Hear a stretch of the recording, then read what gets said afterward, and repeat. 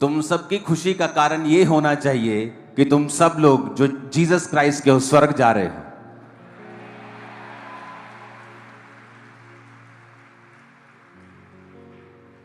और जब तुम्हारा आनंद इस बात पे टिक जाएगा कि तुम स्वर्ग जा रहे हो, तुम अनंत जीवन पा चुके हो, फिर इस दुनिया की कोई भी अटैक, क्योंकि शैतान देखता है अगर तुम पैसे से प्यार करते हो परमेश्वर से भी ज्यादा, तो वो तुम्हारे पैसे के ऊपर अटैक करता है। जब वो देखता है कि तुम अपने परिवार से परमेश्वर से भी ज्यादा प्यार करते हो, वो तुम्हारे परिवार के ऊपर अटैक करता है। लेकिन जब तुम्हारी खुशी का आधार जो होगा वो परमेश्वर होगा और साल्वेशन होगी, स्वर्ग जाना होगा, तुम्हें किसी चंगियाई की इंतजार करने की जरूरत नहीं है। तुम रोज सुबह उठकर आनंद मना सकते हो, नाच सकते हो, झूम सकते हो, क्योंकि तुम स्वर्ग जा रहे हो। हालेलुया।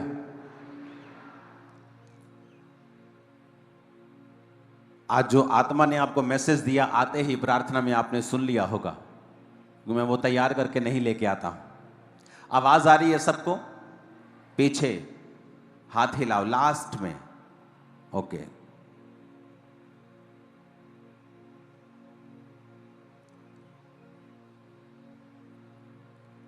इब्रानियां 5 उसकी 7 और 8 आयत, और रोमियो 8 उसकी 15 और 16 और 17 आयत।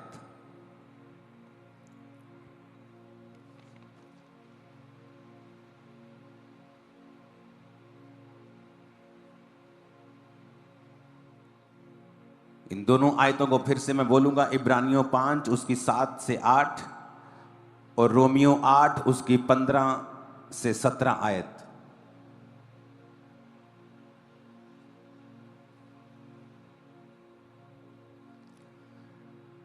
रोमियो 8 उसकी 15 से 17 आयत में लिखा है, क्योंकि तुमको दासत्व की आत्मा नहीं मिली कि भयभीत हो, परंतु लेपालकपन की आत्मा मिली है, जिससे तुम हे अब्बा, हे पिता कहकर उसको पुकारते हो। आत्मा आप ही हमारी आत्मा के साथ गवाही देता है कि हम परमेश्वर की संतान हैं। यदि संतान है तो वारिस भी, वरन परमेश्वर के वारिस और परमेश्वर के संगी वारिस हैं। जब तक हम उसके साथ दुख उठाएं तो उसके साथ हम महिमा भी पाएंगे।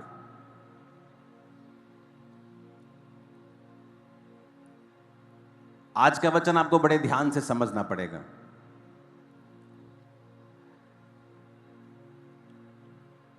इब्रानियों 5 उसकी 7 और 8 आयत में लिखा है, यीशु ने अपनी देह में रहने के दिनों में ऊंचे शब्द से पुकार पुकार कर और आंसू बहा बहा कर उससे जो उसको मृत्यु से बचा सकता था प्रार्थनाएं और विनती की, और भक्ति के कारण उसकी सुनी गई।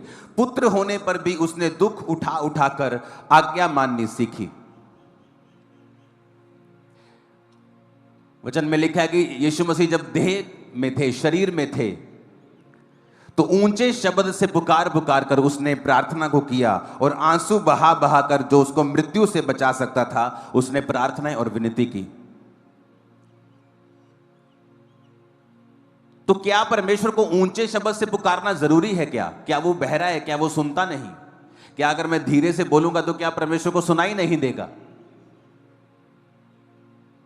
क्योंकि परमेश्वर ने जब इंसान बनाया उसने इमोशंस आपको दिए हैं।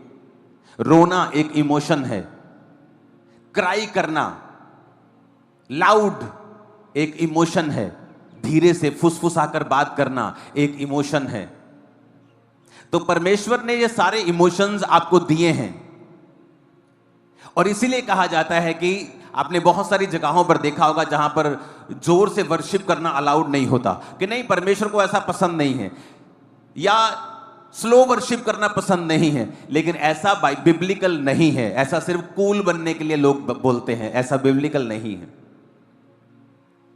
पवित्र आत्मा जब आपको दिया जाता है, कई बार एक ही चर्च में जब वर्शिप चल रही हो सकता है किसी को कोई हंस के वर्शिप कर रहा हो, और दूसरा रो के वर्शिप कर रहा हो, तीसरा आराम से वर्शिप कर रहा हो, चौथा पूरा आत्मा में वर्शिप कर रहा हो। ये अलग अलग हो सकता है, और चारों पवित्र आत्मा के द्वारा हो सकते हैं। इसलिए एक चीज को यह बोलना कि पवित्र आत्मा जोर से नहीं चाहता या वो स्लो चाहता है, ऐसा बिब्लिकल नहीं। बाइबल कहती है प्रभु यीशु मसीह ने कभी कभी मेंढक की तरह जैसे टर टर आवाज आती है। बाइबल में ये भी शब्द लिखे गए हैं, अगर आप यूनानी भाषा की बाइबल पढ़ें, कि जीसस क्राइस्ट ने जब प्रार्थना की तो इस तरह से प्रार्थना की जिस तरह गहरे शब्दों में आदमी स्लो स्लो बोलता है लेकिन दूसरों को सुनता है। कई बार यह भी कहा गया कि जीसस क्राइस्ट ने जब प्रार्थना की तो क्राई आउट, लाउड आवाज में परमेश्वर से प्रार्थना की, और बाइबल कहती है परमेश्वर ने उसकी सुनी। इसलिए जब पवित्र आत्मा से एक विश्वासी भरता है, जब आप जीसस क्राइस्ट को अपना उद्धारकर्ता ग्रहण करते हैं और यीशु मसीह को अपना मुक्तिदाता मानते हैं, आप बपतिस्मा लेते हैं, उद्धार पाते हैं, पवित्र आत्मा को पाते हैं, तो वचन कहता है वो पवित्र आत्मा तुम्हें सिखाता है तुम्हें प्रार्थना किस रीति से करनी है। बाइबल कहती है कि वो अब्बा हे पिता कहकर तुम्हारे अंदर से आहें भर भर के प्रार्थना करता है जो बयान से बाहर है। इसलिए एक व्यक्ति जब प्रार्थना करे, जब सेवा करे, जब वर्शिप करे, तो वो पवित्र आत्मा की अगुवाई को मांगे, पवित्र आत्मा को इनवाइट करके, पवित्र आत्मा मैं प्रार्थना करने लगा हूं, मैं वर्शिप करने लगा हूं, मैं वचन पढ़ने लगा हूं, आप मुझे सिखाएं और समझाएं और मुझ पर अपना अधिकार करें। जो वचन आप पढ़ते भी हैं, वचन कहता है कि मैं अपना आत्मा तुम्हारे लिए उंडेल दूंगी और तुमको अपने वचन सिखाऊंगी। परमेश्वर का आत्मा कहता है कि मैं अपना आत्मा जब तुम्हारे ऊपर उंडेल दूंगा तो तुम्हें वचन वो सिखाएगा। यानी तुम्हें वचन जब तुम पढ़ते हो तुम्हें समझ नहीं आता, लेकिन जब पवित्र आत्मा से तुम भर जाओगे तो वचन तुम्हें वहीं ले जाएगा जो जीसस जिन गलियों में, जिन सड़कों में लोगों को चंगा कर रहे थे, तुम भी अपने आप को आत्मा में देखो कि मैं वहीं खड़ा हूं जहां यीशु मसीह लोगों को चंगा कर रहे हैं और आजाद कर रहे हैं। पवित्र आत्मा क्यों जरूरी है? वचन कहता है वो तुम्हें सिखाता है। कई बार आप प्रार्थना करते हैं, आपके मुंह से शब्द ऊंचे नहीं निकलते, लेकिन आंसुओं के साथ आप प्रार्थना करते हैं। तो आप एक रूल नहीं बना सकते कि आप जोर से नहीं डांट सकते, आप स्लो डांट सकते हैं, आप जोर से डांटे, आप स्लो नहीं कर सकते। पवित्र आत्मा, वचन कहता है, जो परिपक्व लोग हैं वो ये जानते हैं कि ये पवित्र आत्मा उस समय बताता है हमें क्या करना है, ना कि ये कोई रूल रेगुलेशन है। क्योंकि परमेश्वर कोई ऊंचा नहीं सुनता कि ऊंची आवाज में हम प्रार्थना करेंगे तो वो सुनेगा, लेकिन वचन कहता है प्रभु यीशु मसीह ने भी देह में रहने के दिनों में ऊंचे शब्द से पुकार पुकार कर, क्राई आउट लाउड, कि उसने परमेश्वर से प्रार्थना की और आंसू बहा बहा कर उसने विनती की, और परमेश्वर ने उसकी प्रार्थनाओं को सुना और विनती को सुना। तो इसका मतलब यह है कि एक विश्वासी पवित्र आत्मा के द्वारा चलाया जाना चाहिए, एक पास्टर पवित्र आत्मा के द्वारा चलाया जाना चाहिए। नहीं तो वो अपनी चर्च में ऐसे रूल रेगुलेशन बना देगा कि पवित्र आत्मा जब काम करना चाहेगा तो पूरी तरह से कर नहीं पाता। वचन कहता है कि चेलों ने बहुत से लोगों के ऊपर तेल मलकर उनको क्या किया? चंगा किया। लेकिन आज जब आप ये बोल देंगे कि तेल परमेश्वर की ओर से नहीं है, मैं तेल मल के प्रार्थना नहीं करता हूं, यानी आप अपने आप को लिमिटेड कर रहे हैं। हो सकता हो पवित्र आत्मा ने किसी दिन आपको इस तरह से इस्तेमाल करना हो, लेकिन आपने अपने आप को खुद अपने ही शब्दों से सीमित कर लिया, जबकि परमेश्वर ने आपकी सेवकाई को सीमित नहीं रखा। कई जगह बाइबल कहती है परमेश्वर ने जब अंधे को देखा तो थूका और थूक से मिट्टी को गीला किया और उस मिट्टी को उस अंधे की आंखों पर लगाया और कहा जा और धो, शीलों के कुंड में धो ले, और वो देखने लगा। हो सकता है तब भी यीशु मसीह का विरोध हुआ हो कि ये क्या बात है, ये क्यों थूक रहा है। वचन कहता है परमेश्वर ने एक हकले की जीभ को थूक कर छुआ और उसे चंगा किया। किसी को परमेश्वर ने अपने शब्दों से चंगा किया, किसी को परमेश्वर ने छू कर चंगा किया, कोई परमेश्वर के कपड़ों से छूकर चंगा हुआ, कोई तो परमेश्वर से मिला तक नहीं, दूर से कह दिया प्रभु तुम मुंह से ही कह दे तो मेरा सेवक चंगा हो जाएगा, तो चंगा हो गया। क्योंकि आप अनलिमिटेड काम कर सकते हैं अगर आप पवित्र आत्मा को अपनी लाइफ में इनवाइट करेंगे तो। मैंने बहुत सारी चर्चेस को लिमिटेड होते हुए देखा है जब वो रूल्स रेगुलेशन बना देते हैं जो पवित्र आत्मा ने नहीं कहे, क्योंकि पवित्र आत्मा अनलिमिटेड है। वो ऐसी जगहों से, ऐसे जरियों से काम कर सकता है आप इमेजिन भी नहीं कर सकते। कितने मेरी बात को समझ रहे हैं? चाहे आप विश्वासी हैं, चाहे आप सेवक हैं, आप कोई भी हैं, कृपया ऐसे रूल ना बनाएं जो आपकी पवित्र आत्मा की सेवकाई को लिमिटेड कर दे। काम प्रभु फिर भी करेगा, लेकिन अपने आप को इतना खुला रखें। कोई क्रिकेट में बैटिंग करता है, उसे तब भी टीम में खिलाया जाता है। कोई बॉलिंग करता है अच्छी तब भी, लेकिन कोई बैटिंग भी अच्छी करता है, बॉलिंग भी अच्छी करता है, फील्डिंग भी अच्छी करता है। तो ऐसे बने कि पवित्र आत्मा की तरफ से आप चारों ओर से खुले हुए हों। वो आपको उत्तर, दक्षिण, पूर्व, पश्चिम सब दिशाओं में वो आपको इस्तेमाल करे, आपके सेवकाई को इस्तेमाल करे। कभी भी एक रूल रेगुलेशन ऐसा ना बनाए जो आपकी लाइफ में पवित्र आत्मा के कामों को रिस्ट्रिक्ट करे और उसे छोटा करे। वचन कहता है पवित्र आत्मा आपके अंदर से आहें भर भर के प्रार्थना करता है। कई बार मैंने लोगों को हंसते हुए देखा है आत्मा में, कई बार लोगों को रोते हुए देखा है आत्मा में, कई बार लोगों को जोश में देखा है आत्मा में, कई बार बहुत ही शांत देखा है आत्मा में। ये सारे काम पवित्र आत्मा की वजह से होते हैं। आप जानते हैं आपकी लाइफ की जो बढ़ोतरी है किस चीज पर निर्भर करती है कि किस दिन आपको रेमा वचन मिलता है, किस दिन आपको एक ऐसा वचन मिलता है जो जिस पर आप अपनी लाइफ को खड़ा कर लेंगे, कहेंगे ये वचन परमेश्वर ने मुझे दिया है, आज प्रभु ने मुझसे बात की है, अब मैं पीछे नहीं रहूंगा। जिस तरह मेरी लाइफ में हुआ, मैं 100 बार बता चुका हूं कि मेहनत नहीं करता था, लेकिन प्रभु से हीलिंग चाहता था।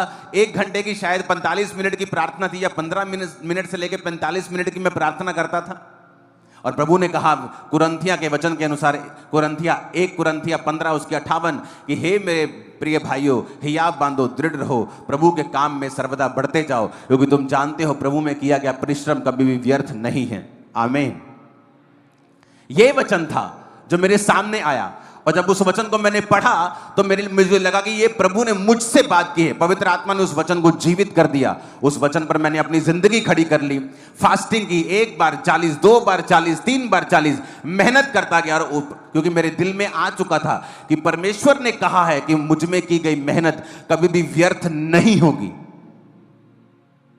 हालेलुया। इसकी हवा सीधा मेरे फेस पे करो, ऊंची आवाज में हालेलुया बोलो जरा। कितने इन बातों को समझ रहे हैं? एक व्यक्ति परमेश्वर को जानता था, बस प्रभु को जानता था और एक आम विश्वासी था। और उन समयों की मैं बात कर रहा हूं जो समय आज तक का दुनिया का सबसे डिप्रेशन से भरा हुआ समय था।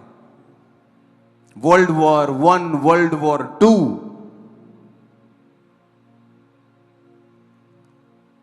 परमाणु बम गिर रहे थे हर तरफ। द मोस्ट डिप्रेस्ड टाइम था दुनिया के लिए। एक विश्वासी था, प्रभु के वचन पे खड़ा हो गया कि परमेश्वर ने कहा है मेरे बाहिने हाथ में धन और महिमा है, मेरे दाहिने हाथ में दीर्घ आयु है। उसने जब पढ़ा कि परमेश्वर के वचन में लिखा है कि हम गरीब नहीं रह सकते, अगर हम वचन पे चलेंगे तो हम गरीब नहीं रह सकते, जबकि वो दिन थे कि जब लोगों के पास खाना नहीं होता था। आज आप इंटरनेट पे देखो, जब युद्ध की बातें चलती हैं 2 देशों के बीच में, लोग कितना खुश हो रहे हैं, ओ युद्ध करो युद्ध करो, एक्साइटेड हो रहे हैं। लोग मेरी पुरानी वीडियो चला रहे थे जहां पर मैं बोल रहा हूं कि युद्ध नहीं होगा, लेकिन वो भविष्यवाणी इस के लिए नहीं है जो आज हो रहा है। वो तब हुई थी जब रशिया और यूक्रेन की लड़ाई हुई थी। लोग कह रहे थे कि विश्व युद्ध शुरू हो जाएगा, और मैंने कहा था कि विश्व युद्ध शुरू नहीं होगा इस बात में। और मैंने कहा था कि क्या क्या होगा, और वो हुआ। लेकिन अब जो होगा मैं आपको बता रहा हूं, ये डेंजरस चीज है जो अब निकल रहे हैं लोग। आप देखो, लोग खुश हो रहे हैं, मीम्स बना रहे हैं, ये देश के लोग, वो देश के लोग, सब देशों का यूथ एक दूसरे से लड़ रहा है, लेकिन उन्हें नहीं पता आने वाला समय कितना भयंकर आ रहा है। मैं किसी चीज का नाम नहीं लूंगा, लेकिन मैं आपको बता देता हूं, एक लंच, LUNCH, लंच, दोपहर का खाना, पूरे दिन की जो कमाई होगी, लोग सिर्फ दोपहर का या रात का एक समय का खाना खरीद पाएंगे उससे। ये समय आ रहा है, आप देख लेना, और ये टीवी पे आएगा, आपकी आंखों के सामने होगा। क्योंकि जब ये लड़ाई होगी, जब युद्ध होगा, तो सबसे ज्यादा मीडियम क्लास लोगों का नुकसान होगा और गरीब लोगों का नुकसान होगा। जो सबसे ज्यादा एक्साइटेड है राइट नाउ कि युद्ध हो जाए। क्या यह कंप्लीट युद्ध होगा? क्या यह बड़ा युद्ध होगा? पर मैं आपको बता रहा हूं, जो भी होगा ना, वो इतना डेंजरस होगा कि लोगों की कमाई, जो लोगों का खाना है, वो मुश्किल हो जाएगा लोगों को।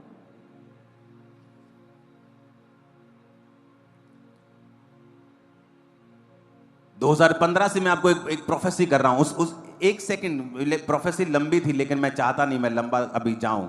वो एक 30 सेकंड की वीडियो को मैं सिर्फ आपको दिखाऊंगा, बाकी आप इंटरनेट से देख लेना। उस 30 सेकंड की वीडियो को हम देखेंगे। मैंने लोगों को बताया आने वाले टाइम में, आने वाले सालों में जिसके पास चांदी होगी उसकी चांदी होगी, जिसके पास सोना और चांदी होगी वो सबसे अमीर होगा। और आप ये मैसेज आज से 10 साल बाद निकाल निकाल के इंटरनेट से फिर सुनेंगे और आप हैरान होंगे कि एक एक वर्ड पूरा हुआ। सिंगल वर्ड आप देखोगे परमेश्वर ने किस तरह जाहिर किया। पहले जुलाई 2017 को गोल्ड का रेट 27,900 प्रति 10 ग्राम था। और आज गोल्ड का रेट कितना है? 1 लाख रुपए के करीब हो चुका है। 2017 देखते देखते 25 आ गए हैं हम, और तब लोग कहते थे बड़ा महंगा है, सोना बहुत महंगा है, 27,000 रुपए तोला कौन लेगा। आज 1 लाख रुपए के करीब है। और परमेश्वर ने कहा था जिसके पास सोना होगा वो अमीर होगा, चांदी होगी वो अमीर होगा। अभी ये फुलफिलमेंट नहीं है प्रोफेसी की, अभी ये कंप्लीट नहीं हुई। आप आने वाले समयों में देखोगे जब व्यापार सिर्फ सोने और चांदी से होंगे, करेंसी से नहीं होंगे। लेकिन ये लंबा समय है इसको। और ये चीजें, ये जो बढ़ोतरी है, इस बात का सबूत है कि आपको एक एक चीज बताई जा रही है कि फ्यूचर में किस चीज की वैल्यू होगी।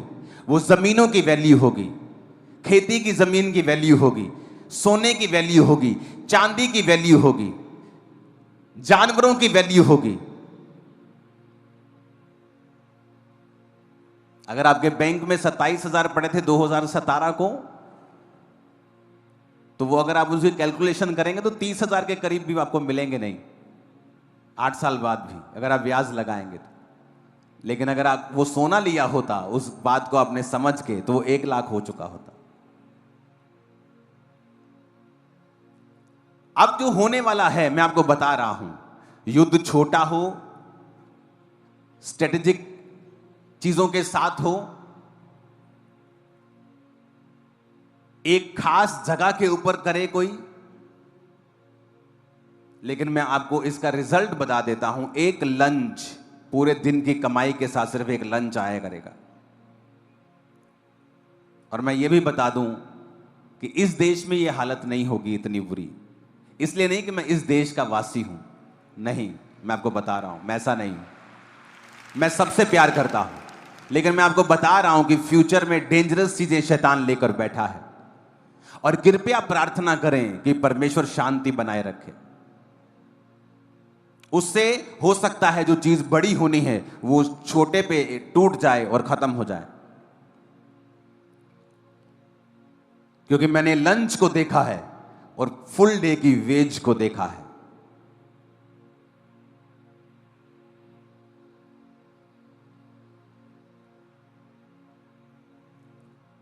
तो क्रिश्चियन लोगों को यह बात समझनी चाहिए कि हमें प्रार्थना करनी है,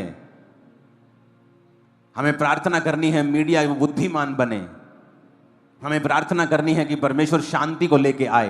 क्योंकि ये 2025 मैंने आपको पहले से ही बता दिया था। अगर आप 31 की मीटिंग को देखेंगे कि जो लोग समझ रहे हैं कि हैप्पीएस्ट न्यू ईयर से हैप्पीएस्ट हो जाएगा, ये ईयर बिल्कुल भी हैप्पीएस्ट नहीं होगा। क्योंकि घटनाएं होती रहेंगी पूरा साल, जो मार्केट को, शेयर मार्केट को अप डाउन करती रहेंगी, और जो लोगों की इकोनॉमी को नीचे करती रहेंगी, और अलग अलग चीजें होती रहेंगी, घटनाएं होती रहेंगी।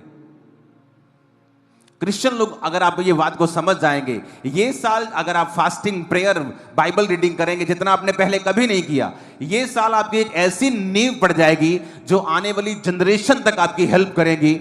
और ये यादगार साल होगा आप लोगों के लिए कि इस साल मैं परमेश्वर में फास्टिंग करना शुरू किया था, मैं परमेश्वर में प्रार्थना करना शुरू किया था। आने वाले समय में ये बात मेरी लिख लेना, फोर्सफुली आपको प्रार्थनाएं करनी पड़ेगी। ऐसा ऐसा ऐसा माहौल बन जाएगा, आपको प्रार्थना करनी पड़ेगी। आपको दिक्कत होगी, मुश्किल होगी, लेकिन जो लोग पहले से प्रार्थना करते हैं, पहले से परमेश्वर के करीब हैं, पहले से फास्टिंग करते हैं, उनके लिए वो नॉर्मल होगा। जब कोविड आया तो लोगों को बड़ी दिक्कत हुई, मर गए, डिप्रेस हो गए। मेरे लिए कोई प्रॉब्लम नहीं थी, क्योंकि मैं तो जीता ही वैसे था। यहां चर्च से घर, घर से चर्च, ऑफिस, काम, ये मेरी लाइफ थी। तो मेरी लाइफ बिल्कुल बदली नहीं, क्योंकि मैं पहले से ही परमेश्वर की परफेक्ट विल में चल रहा था। तो मुझे कोविड से कोई दिक्कत नहीं हुई। आज भी मेरा लाइफस्टाइल वही है, क्योंकि जब आप अपना लाइफस्टाइल होली स्पिरिट के बनाए हुए, क्योंकि मेरी ये कॉलिंग है, आपकी कॉलिंग अलग है। जब आप पवित्र आत्मा के चलाए चलते हैं, आपका लाइफस्टाइल परमेश्वर ऐसा कर देता है कि दुनिया में जो कुछ भी होता रहेगा, आपको 1% भी फर्क नहीं पड़ेगा, बल्कि आप ऊंचे किए जाएंगे और आजाद किए जाएंगे। मैं आपको बता रहा हूं, क्योंकि ये पवित्र आत्मा आपको बताएगा।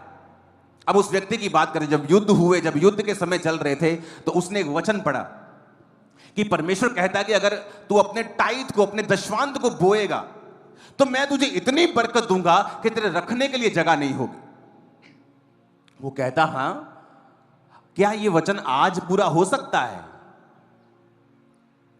इस सिचुएशन में जब युद्ध हो रहे हैं, इस सिचुएशन में जो दुनिया के पास खाने के लिए नहीं है, क्या यह वचन आज पूरा हो सकता है? उसने 2 अकाउंट खुलवाए, एक अपना अकाउंट जिसमें सैलरी आती थी, और उसने कहा आज के बाद मैं परमेश्वर का टाइट अपने सैलरी वाले अकाउंट में भी नहीं रखूंगा, क्योंकि वो मेरा पैसा नहीं, वो खुदा का है।